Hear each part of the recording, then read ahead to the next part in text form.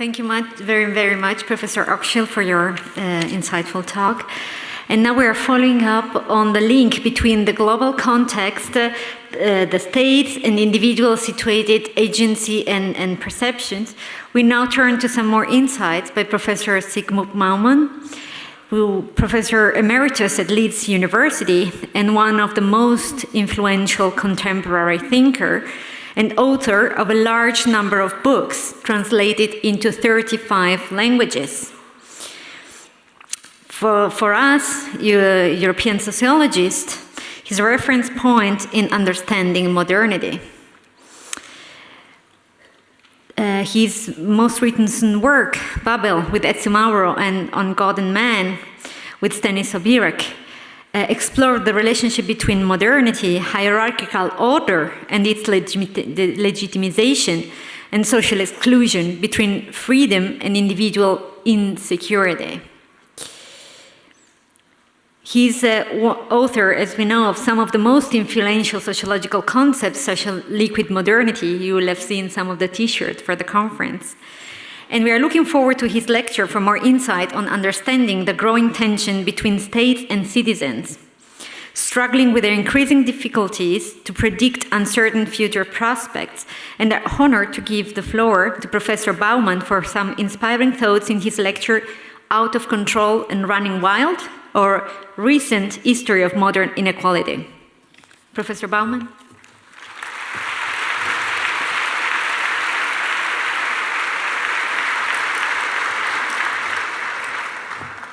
Ladies and gentlemen, before I start my presentation, allow me to express my great pleasure for the opportunity to meet Arlie Hochschild face-to-face for the first time, and my gratitude to Sociological Association for making it possible.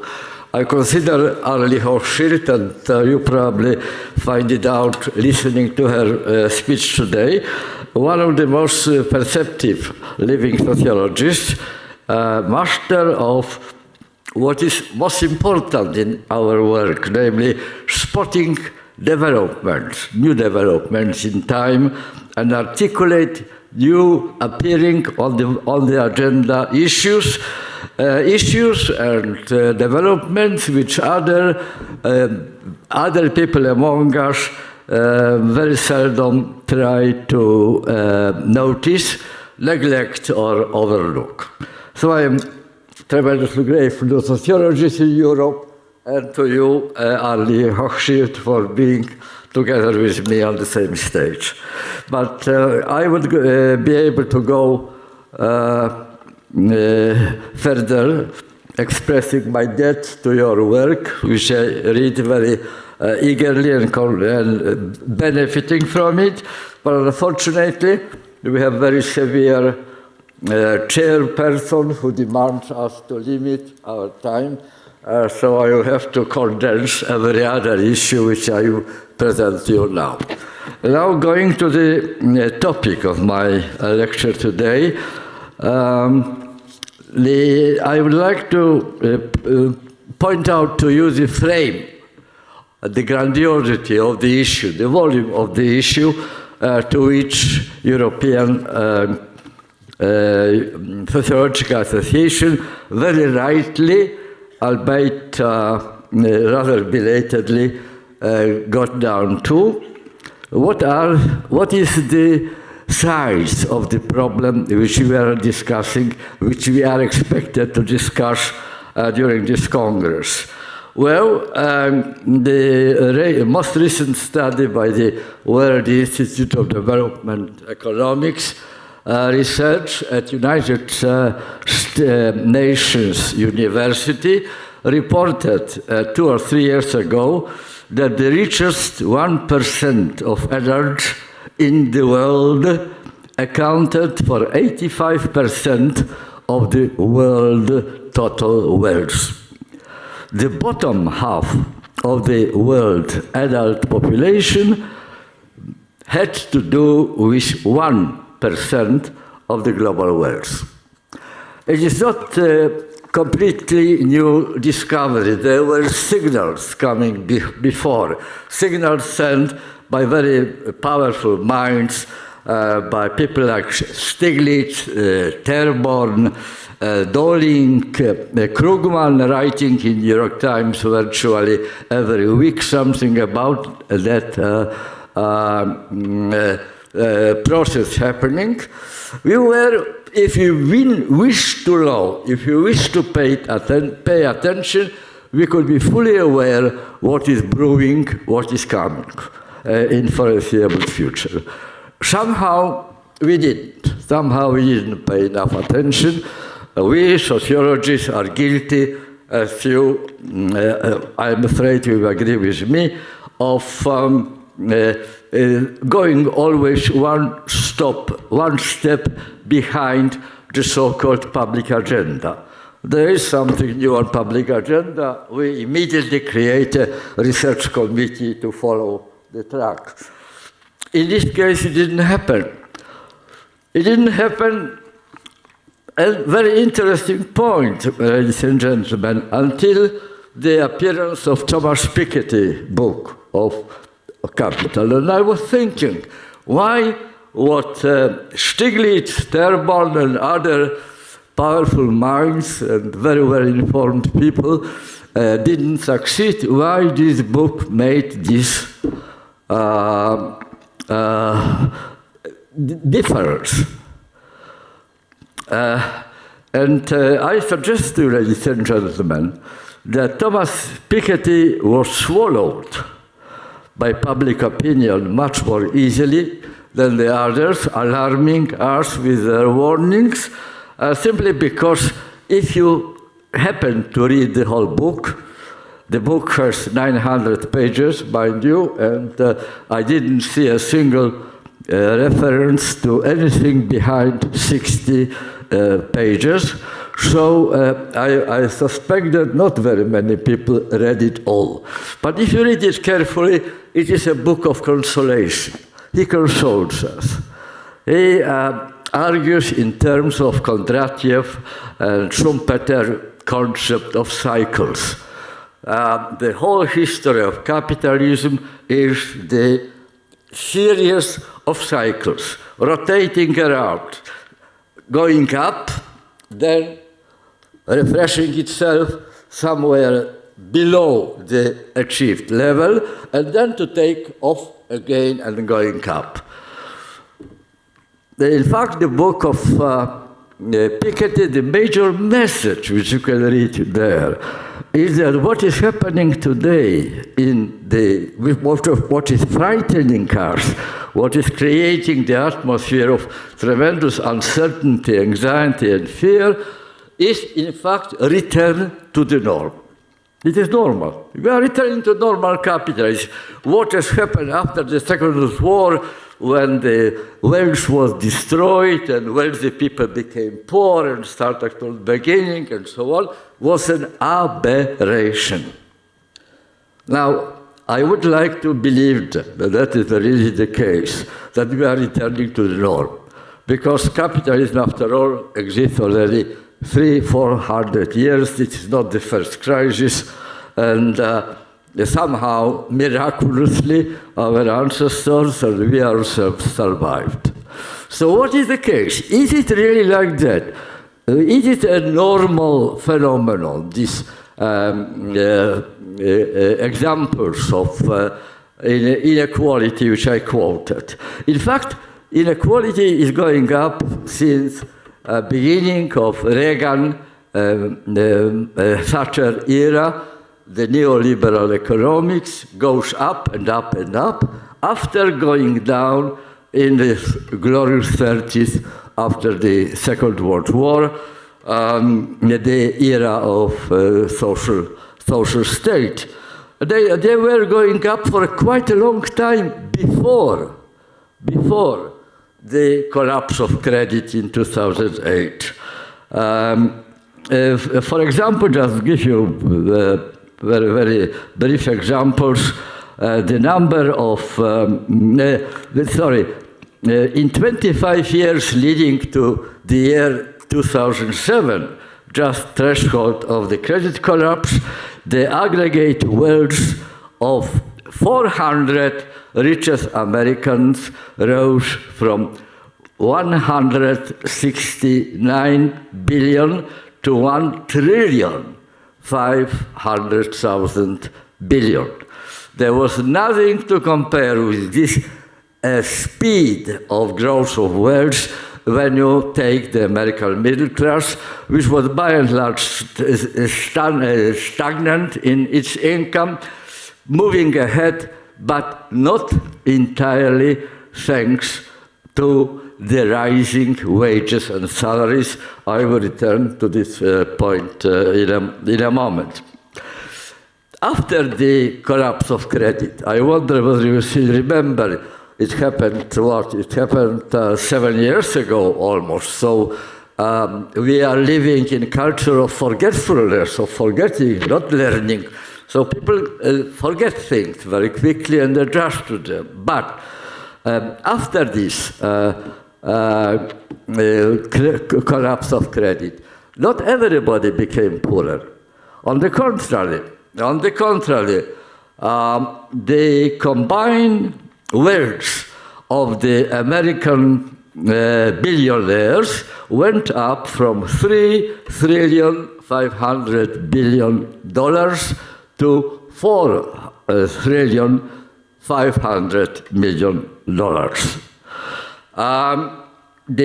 Not only in the United States of America, if you take the country from which I came, the Great Britain, there, if still in 1990, you needed $50 million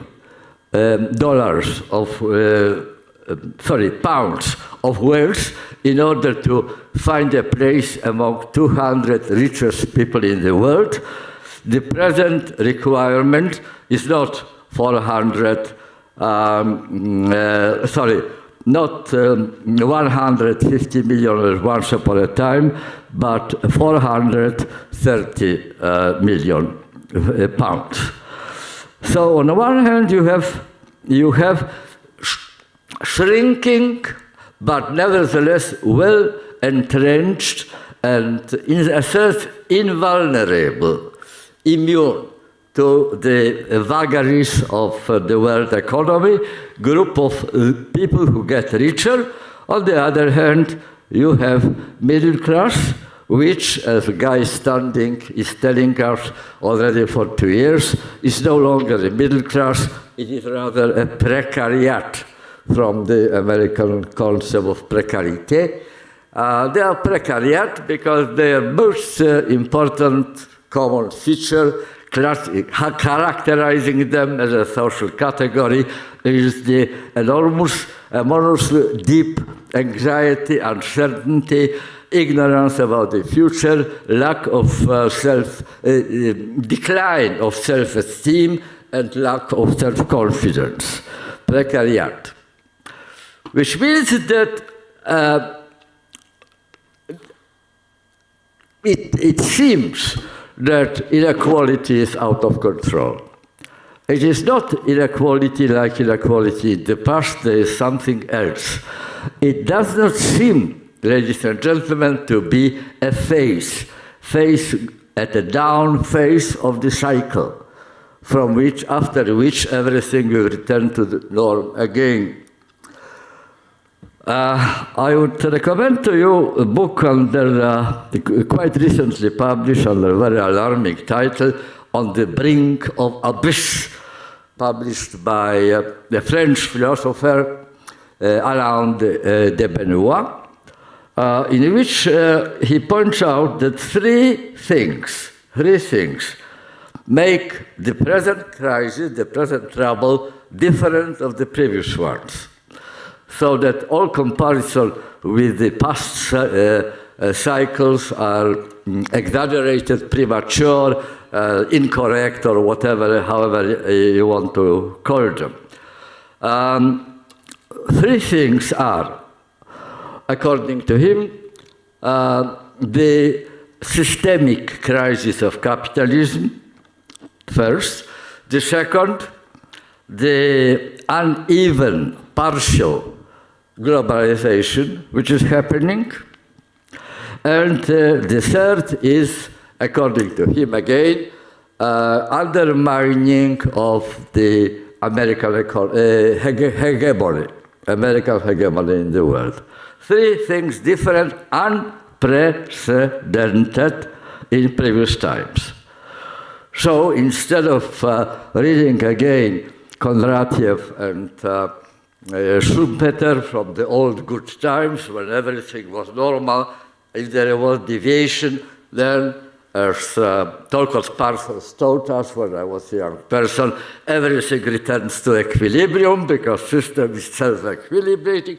Instead of going that, I suggest that we sociologists should go back to the drawing boards and try to find out how to behave, what to think about, first of all, about this unprecedented situation emerging.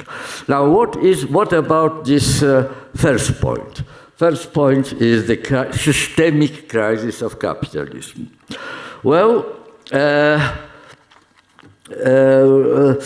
it consists in a contradiction, which is, in a sense, endemic to capitalist economy, because capitalist economy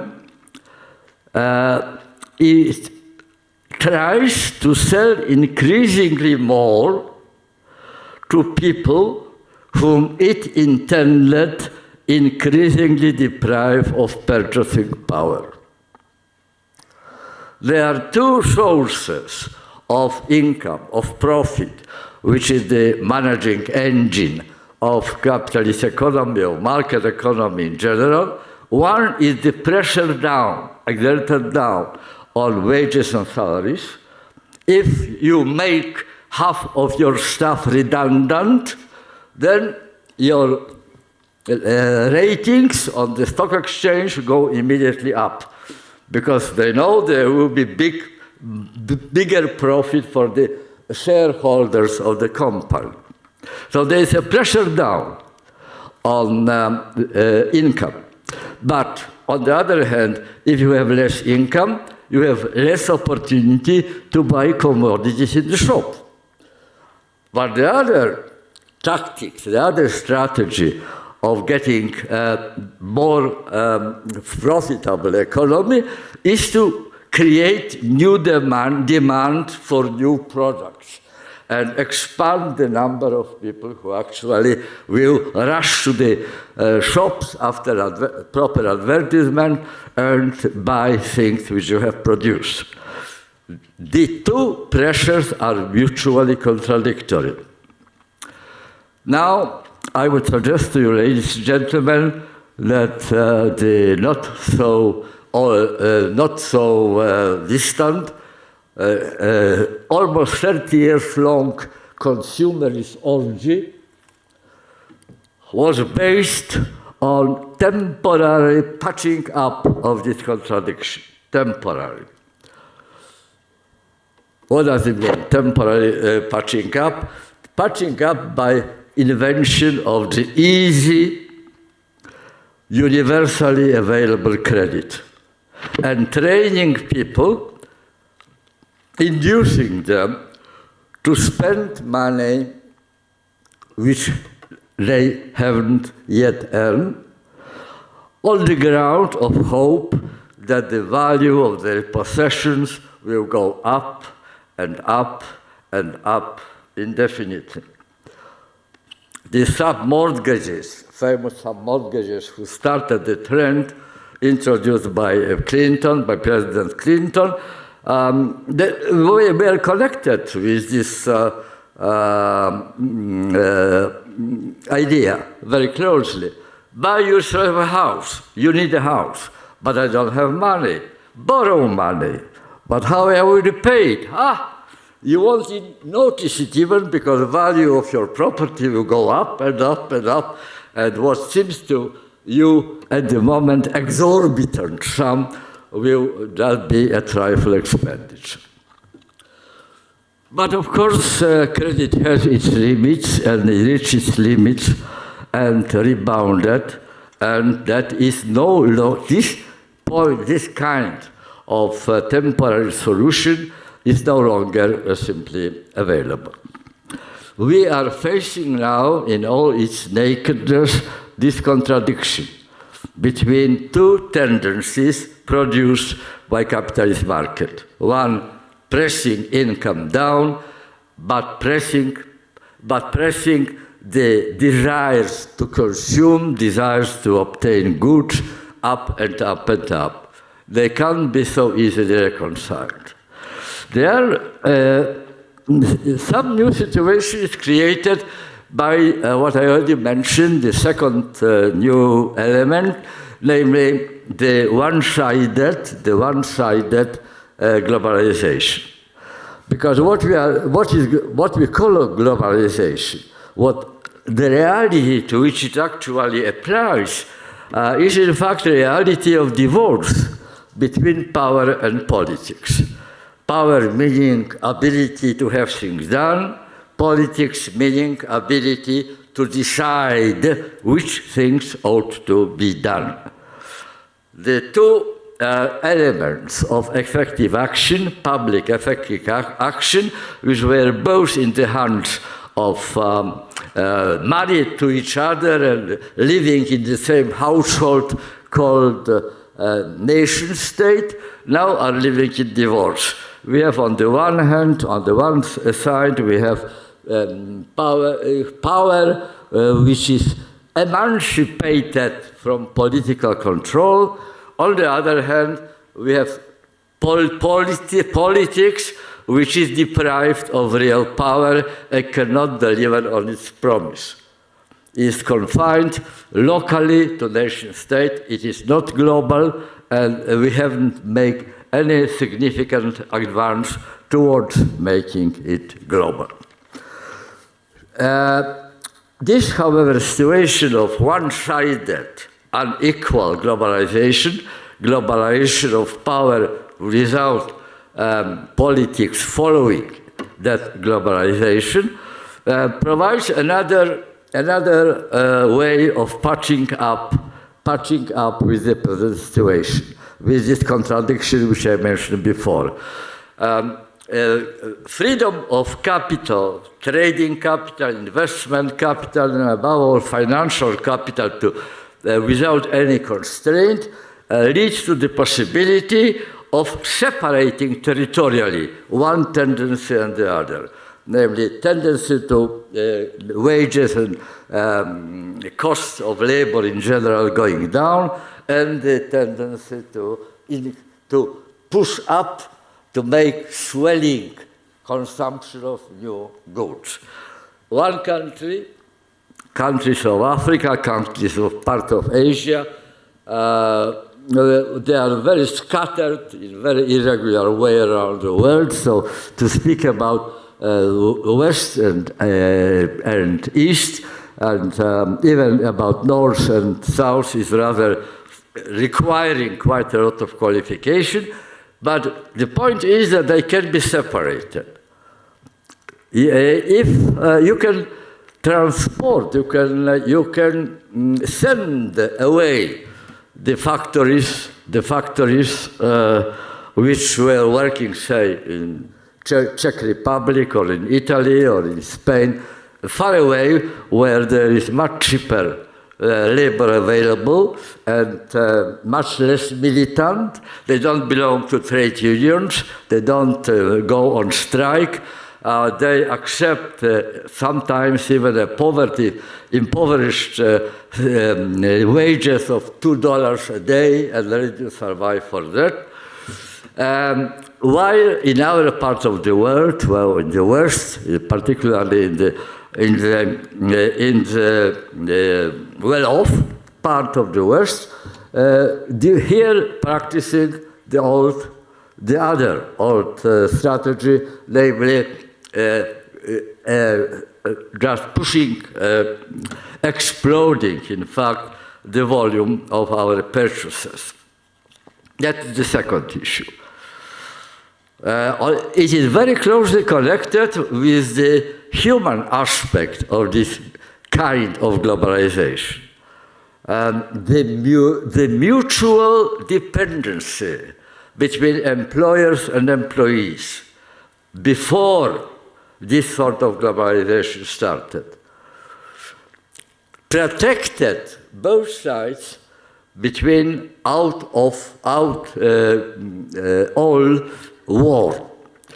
If the bosses are dependent on local workers, and the local workers are dependent on local employer on their living, then sooner or later they will come together, sit around the table, and try to elaborate modus vivendi which will enable them to cohabit. Not in the case when one side can unilaterally and without any warning break this mutuality, and that's exactly what is happening. Ladies and gentlemen, I think that the major stratifying factor in contemporary society, the most powerful, is the factor of the opposition between mobility and fixity. Who is mobile? Who can travel without being stopped?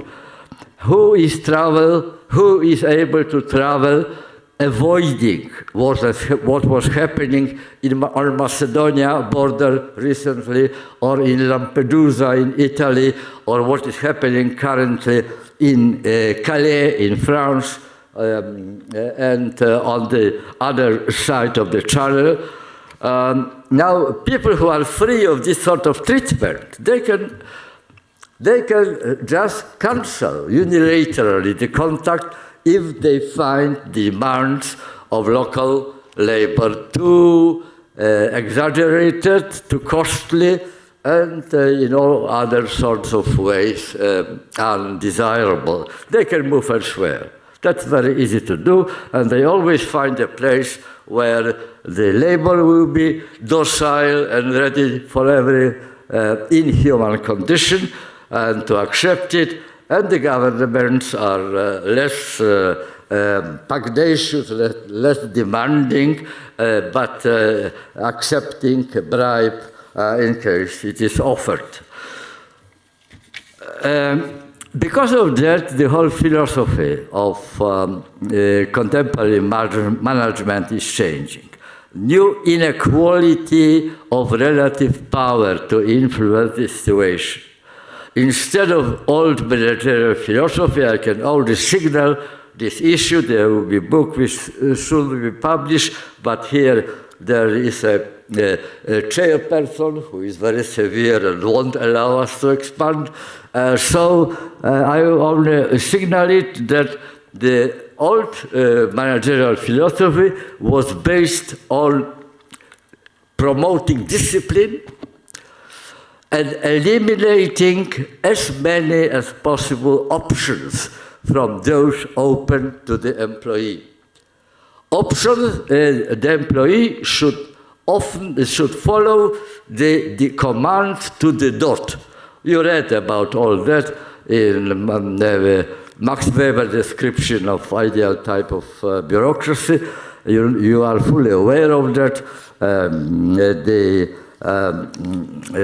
The South Korean philosopher, a rising star of contemporary political philosophy,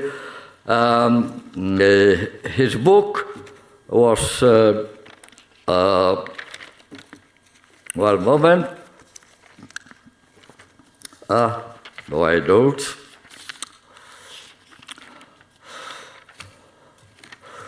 Anyway, it was called Gesellschaft in original German.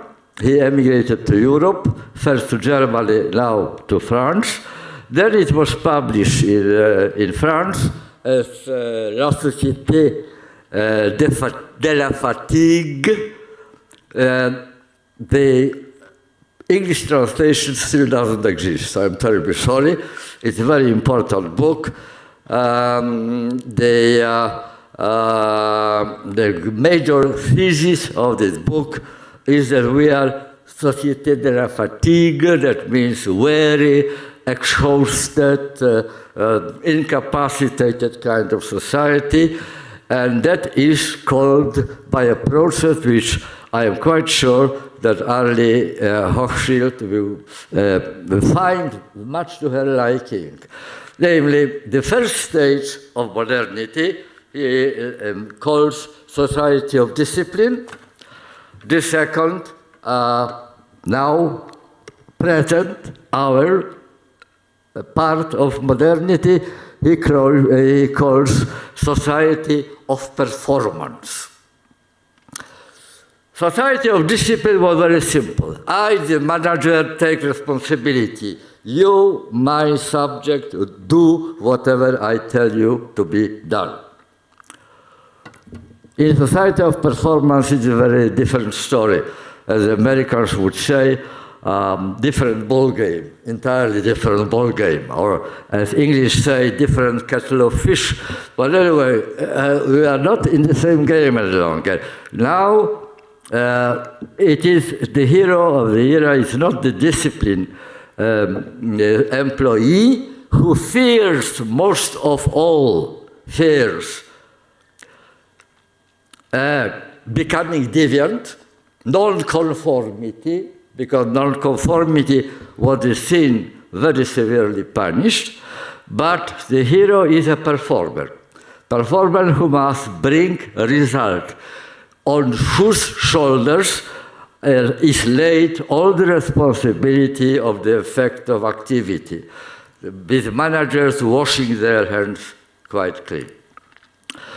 Well, that, of course, facilitates growing inequality, because it arms one side of the conflict and disarms the other side of the conflict. The greatest victim, the most awful victim of the society of discipline was lunatic, as Michel Foucault told us, and the greatest victim of our kind of society, a society of performers, which fears inadequacy to the task more than anything else. The illness of the worst victims of this society is mental depression, the disease of our time.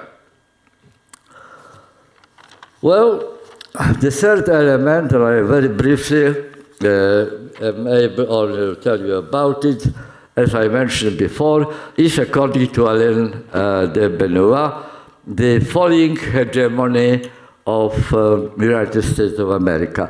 United States acted as a bunker of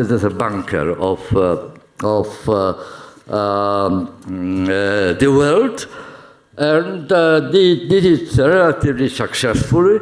They were able, simply by the way in which the international monetary agreement, global monetary agreement allows, they were able to simply print more money in order to keep economy going, induce economy to greater energy. On this occasion, America went into debt.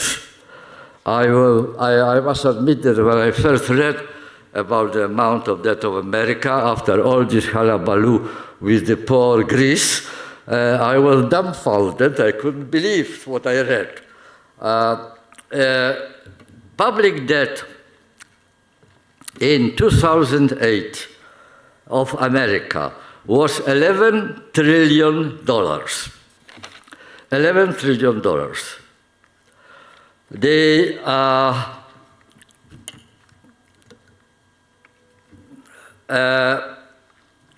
currently, well, 6 years later, it is probably even greater than it was then, but even already in 2008, to this $11 trillion of public debt, you need add $50 trillion of combined business and household debt. That makes If you combine all these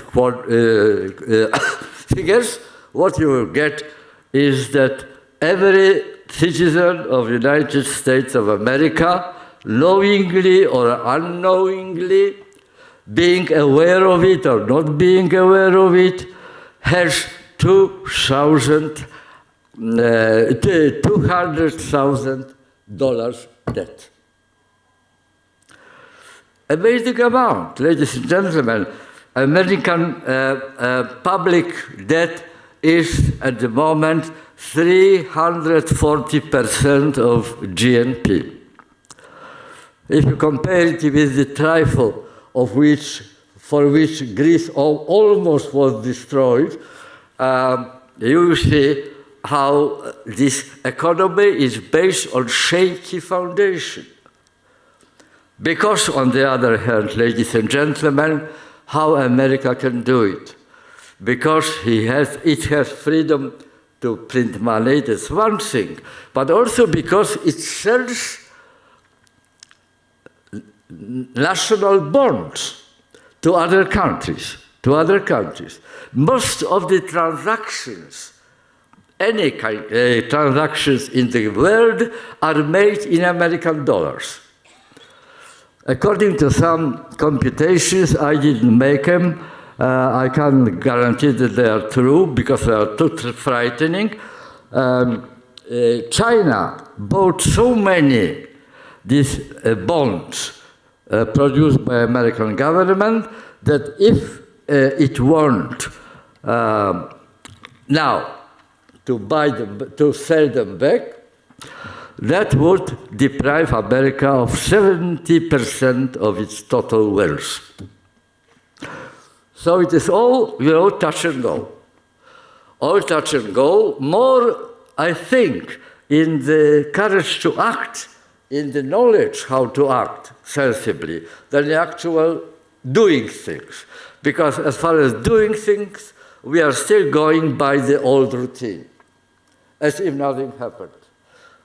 The world is waiting for us sociologists to go to the drawing boards, as I suggested before, and find the new mindset, new way of analyzing things, new order of preference, of importance, in order to get the really effective way of dealing under these new circumstances. Well, risking the anger of our chairperson, I cannot refuse myself to quote one thinker who is quite unique and unfounded elsewhere perception characterizes the gravity of the present problem with which this Congress has to deal. This person I have in mind is Pope Francis. I must admit, I'm terribly sorry, I was looking very, very eagerly for a statement as well aimed, as clear, and as correct as that one in very many sociological books, and I didn't find it. So perhaps I didn't look eagerly enough, but that's nevertheless the good reason to read for you quotation from Apostolic Exhortation Evangelii Gaudium, published a few months ago. Well, I will read it to you. The need to resolve the structural causes of poverty cannot be delayed. Not only for the pragmatic reason of its urgency for the good order of society, but because society needs to be cured of a sickness which is weakening and frustrating it, and which can only lead to new crises. Welfare projects which meet certain urgent needs should be considered merely temporary responses. As long as the problem of the poor are not radically resolved by rejecting the absolute autonomy of markets and financial speculation, and by attacking the structural causes of inequality, no solution will be found for the world's problems, or, for that matter, to any problems. Inequality is the root of social ills. And one more paragraph. We can no longer trust in the unseen forces and the invisible hand of the market. Gross injustice requires more than economic growth, while presupposing such growth, it requires decisions, programs, mechanisms, and processes specifically geared to a better distribution of income, the creation of sources of employment, and an integral promotion of the poor, which goes beyond a simple welfare mentality. I am far from proposing an irresponsible populism, but the economy can no longer turn to remedies that are a new poison, such as attempting to increase profits by reducing the workforce and thereby adding to the rank of the excluded. I can say only amen after that, and wish you development of these ideas.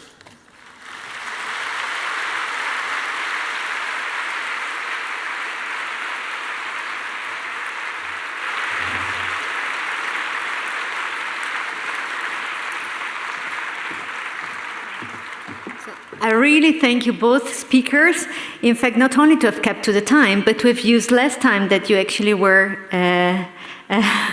allotted. So we have now some minutes for question. I would take a question from the floor. If there is anyone who has a question for either speakers. Yeah, I can see a hand there. There.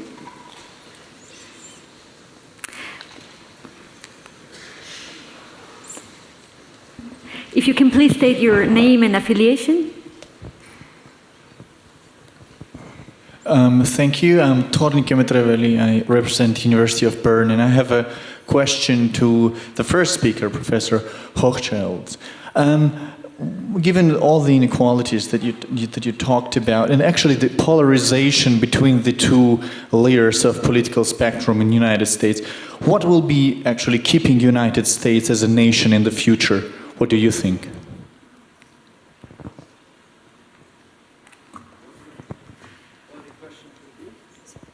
So the question was, given this polarization between left and right, what would hold the nation together? That's right. I think that's a good question and an important question. And I think there are a number of answers. One would be simply to get a real dialogue going between these two polarized selves. I think there is a lot of common ground. For example, on the question of how much money should go into politics. Some of these real right-wing people I'm talking to say there's too much money in politics. To me, that felt like a contradiction because they are spoken to by very rich people. But if we could get that common ground going, I think this would be, it would increase democracy and you'd get a little more of the middle coming up.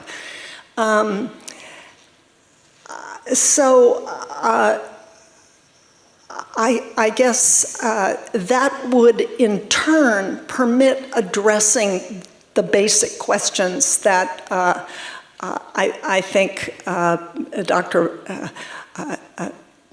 Bauman has led. So basically, I would start with just talking, and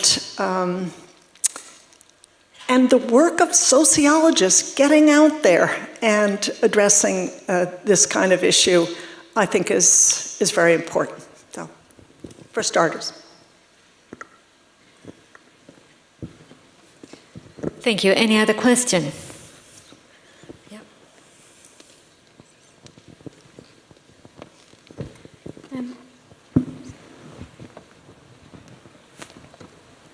Hi. Hello. My name is Luisa Heder. I'm from the University of Brasilia in Brazil. And about the narrative of the deep stories, I want to ask Professor Hochschild about if the right, if the Tea Party has those deep stories that explain how people can emotionally justify their beliefs, and that the left has them as well in some level. Must these stories or these ways of thinking be overcome in order for a dialogue to be possible? Or are these stories a kind of structural part of people's political beliefs? Thank you. So if I've understood your question is how deep are these and unchangeable are these stories, and can they be changed? I think they can, yes.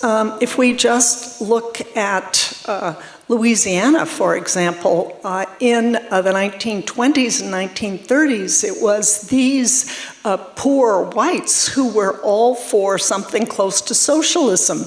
There was a very important politician, Huey Long, who called for a chicken in every pot. Let's tax the oil companies, and with this money, let's buy school books to give them out to every child. So I think this is more volatile than we think. It's less permanent. It's just where we are now. And I think to get the dialogue going with these people, it's important to understand what they feel, number one, and speak to what they value about themselves. And if they can talk to me, I think they could talk to anybody. And so I don't mean to portray too gloomy a picture. It's just, I think that our Verstehen sociology from Weber, if we can use that, we can speak more effectively to their real anxieties.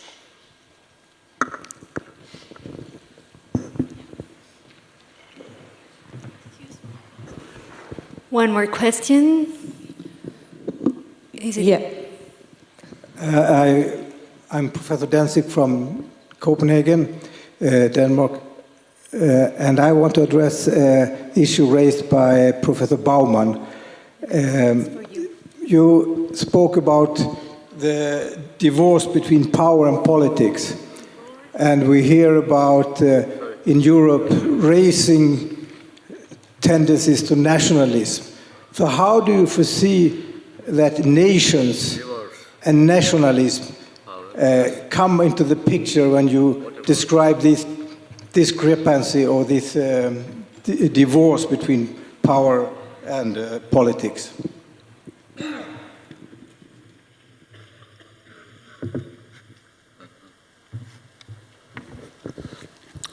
I'm not quite sure what you want me to answer, what kind of answer you are expecting. Should I predict the future? Because you ask whether national Nazis, probably, right? Nationalists, I see, are coming to a picture.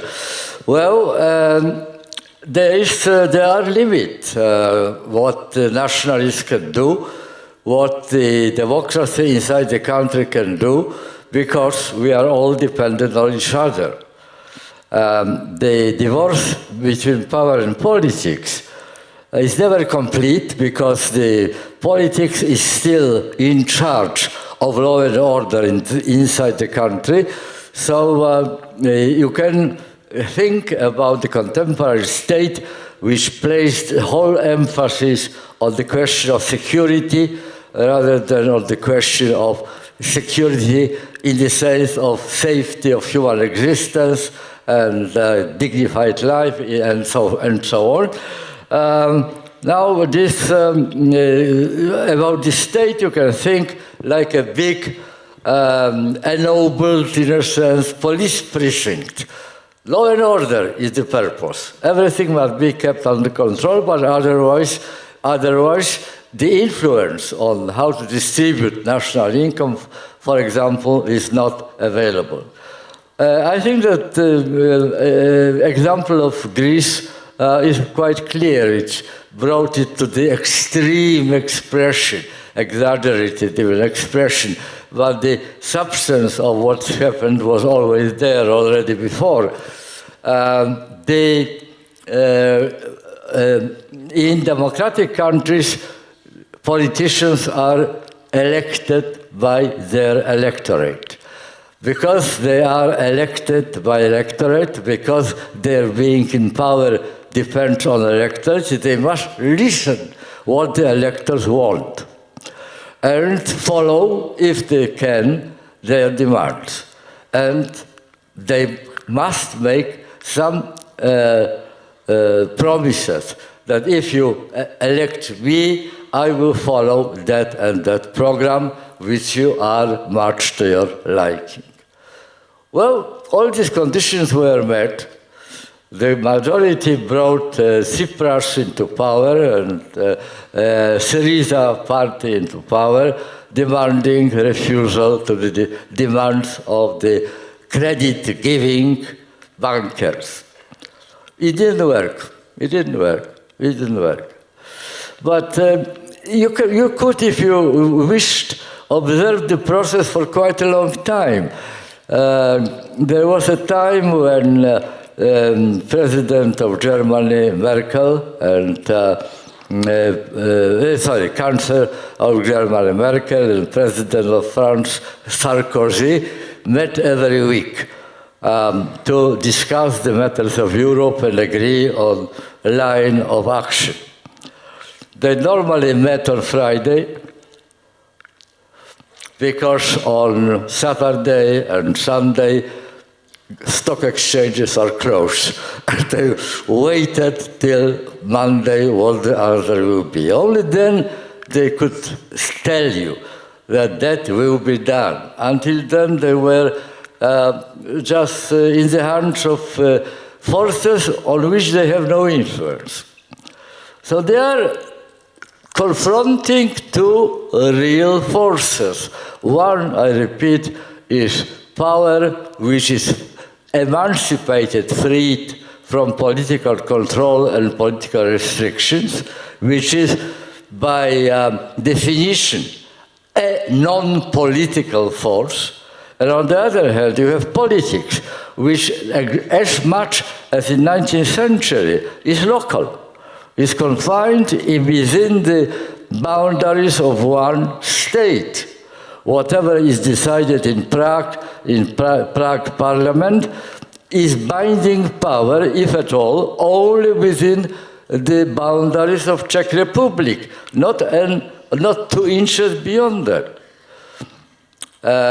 Now, if you measure on the one hand local politics against global powers, then you see the disproportion. We don't have so far, and that is our most painful problem of the time, organs of action, collective action, which are up to the measure of global power. We don't have it. United Nations, allegedly the global institution, was created after the bitter experience of Second World War with an instruction to defend tooth and nail territorial sovereignty of every state. Sovereignty which, because of this divorce which I am telling you, is just a fiction today. The promises of all sorts of nationalist populism that they will stand on their own legs and the nation will decide independently, sovereignly about its politics are simply illusionary. They can't be delivered. Thanks a lot. I'm afraid we must close because the welcome drink will be waiting after the presentation of the candidate for president at the European Sociological Association. We really wish you an enjoyment of this conference. Is going to be the largest for the association with almost 3,500 participants. And we hope that in these many sessions that will be open in the next days and will be the fertile ground for engaging discussion and trying to find ways through the sociological imagination to have a greater impact on local agenda, at least, if not global matters. So I thank you very much, and I leave the floor to Carmen for the presidents. I thank the speakers once again.